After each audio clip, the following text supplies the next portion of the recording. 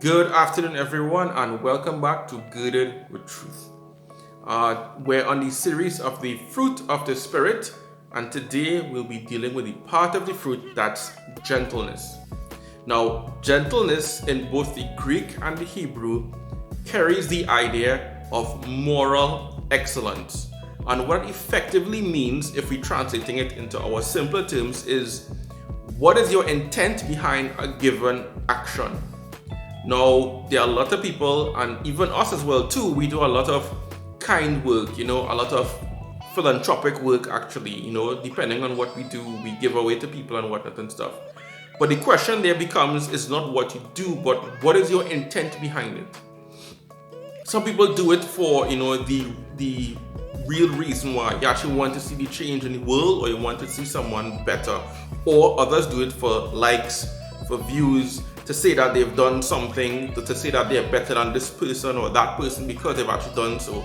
And the funny thing is that gentleness doesn't just apply to philanthropic work or good deeds that you're actually doing, but it's everything within your life. For example, if you're going to school, when you're doing work, is the intent behind your doing work just to become better or than someone, or you're doing it because you have a goal, which is you want to help the world in some way or whatever it may be?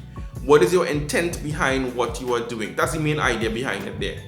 I guess the best way in which you could understand it better is to look at its negative counterpart, which is strife. Is what you're doing, or the intent of what you're doing, to either pull people apart, to cause some kind of envy, jealousy, to just say I one up someone. That in itself breeds strife in a given situation, depending on what you're doing. So gentleness in that instance is opposed to strife, where it's the intent of what you're doing is for the real reason why you're doing it.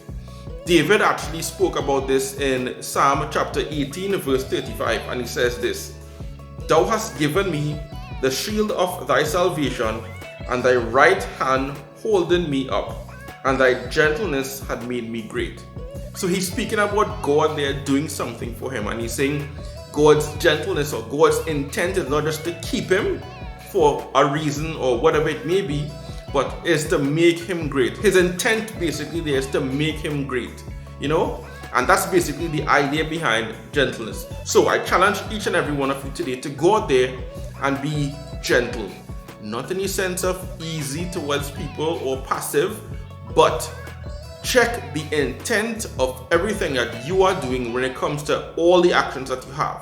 Because really and truly, there it will show us how well the fruit is being developed within us. I hope you all were blessed by this. I'll see you guys in the next one. Bye.